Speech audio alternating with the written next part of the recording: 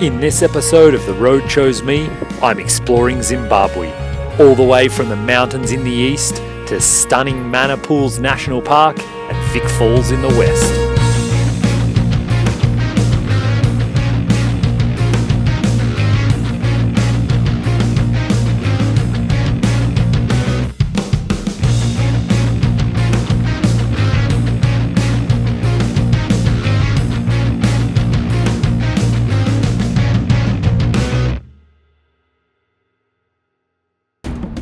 From sea level in Mozambique, the road climbs up and up, further and further into the mountains of Zimbabwe.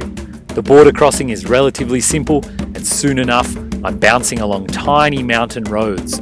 Sometimes they're dirt and mud, sometimes they're broken pavement. Always, the scenery is stunning.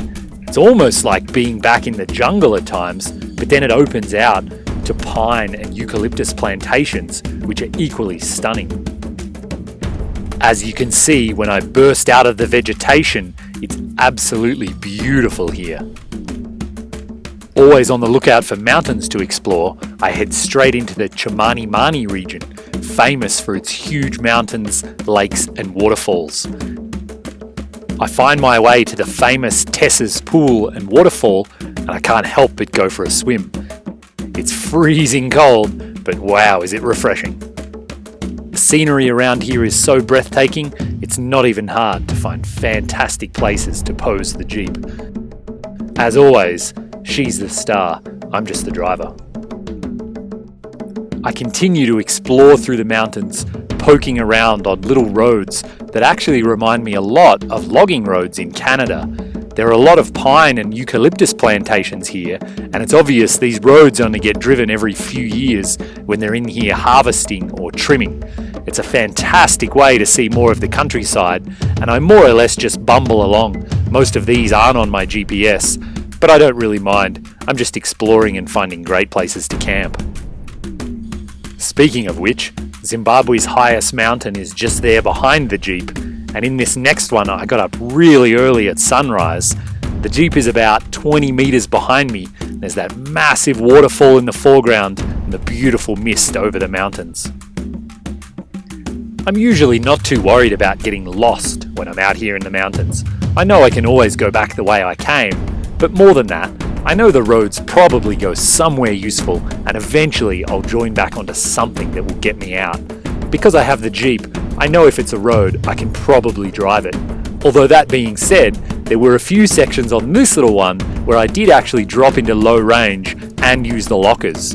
It's a lot steeper than the camera shows, and I genuinely wasn't sure if I'd get right through, but in fact, I never even really spun a tyre, and the Jeep just crawls on through all of this stuff.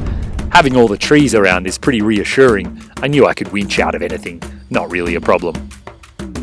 Completely randomly, I bump into a really friendly couple that I met back on the beach in Mozambique. They actually drove down the west coast of Africa about 10 years ago, so we have a lot to talk about and crazy stories to share. Originally, Ant was from Zimbabwe, and so he's got a house here in the mountains that they're building and working on all of the time. Simply stunning out here, and actually, those mountains you can see in the distance are back in Mozambique.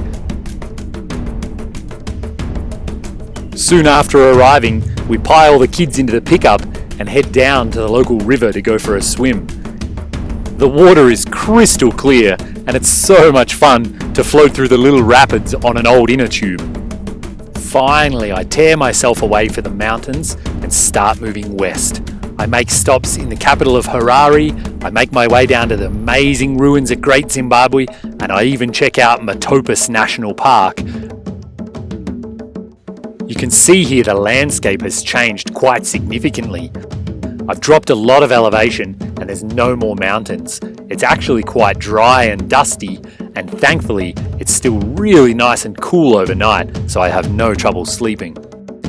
For months people have been telling me about Mana Pools National Park, set right on the shores of the mighty Zambezi River. As I drive in at sunset, I'm absolutely stunned to see this is my campsite. I think I might stick around for a bit. So, I'm in Mana Pools National Park, That's the Zambezi River right there, Zambia on the other side. I'm in Zimbabwe. I'm on foot right now, just on a walking trail next to the river. This elephant is 35 yards away from me. He knows I'm here.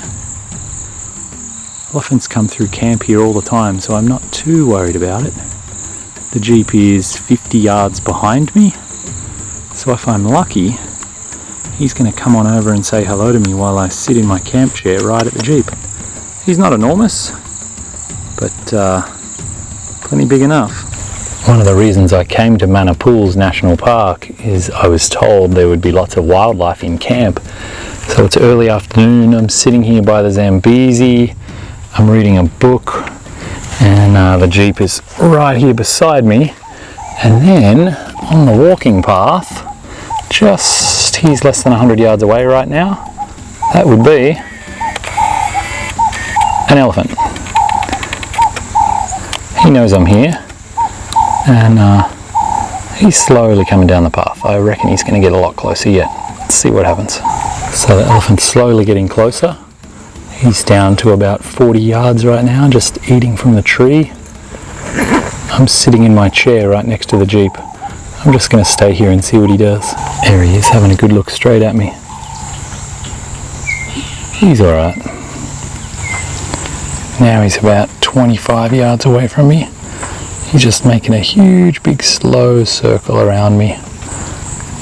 Seems pretty unconcerned.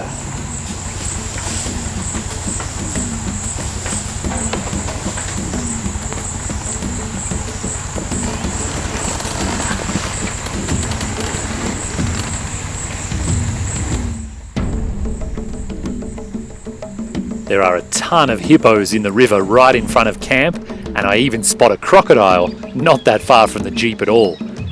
Later at night, we hear lions roaring while sitting around the campfire, and even hyenas come within 5 yards of me.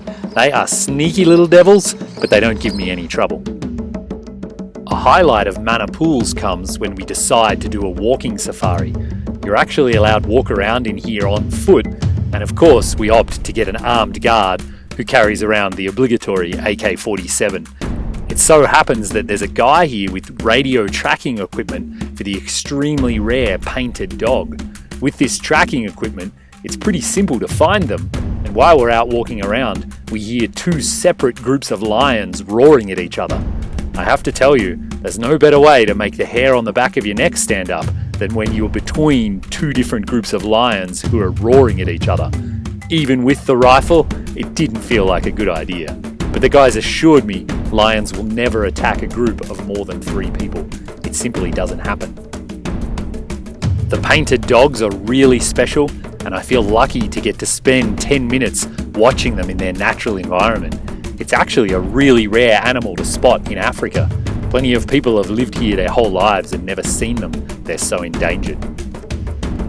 Back at camp, I watched this elephant walk across the Zambezi out to an island. Easily one of the coolest animal things I've ever seen. From there, I continue west and have to circle right around the southern part of Lake Kariba, the enormous man-made lake created as a result of the dam. The scenery is stunning, and I even managed to help out some locals with a flat tire. To finish off in Zimbabwe, I visit the enormous Victoria Falls. Strangely enough, I visited at a time of year when there's simply too much water. Because it's all spraying across at me, it's actually like it's continuously raining, but it's just the spray coming off the waterfall.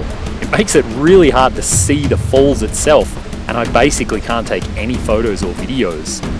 Because of the high water, I also can't get into the Devil's Pool swimming area, which is a pool right at the very top of the fall where you can look over the edge. And whitewater rafting at the bottom is limited to the lower part of the river, which I'm told is kind of a snooze fest. So in fact, as ironic as it is, this mighty waterfall has too much water for me to enjoy it. That being said, it is still extremely impressive. I love Zimbabwe so much, I extended my visa and stayed for 6 weeks. You're just gonna have to trust me. I've barely even scratched the surface in this video, and I highly, highly recommend you visit if you ever get the chance. It is possibly the most fascinating country I've ever been to in my life.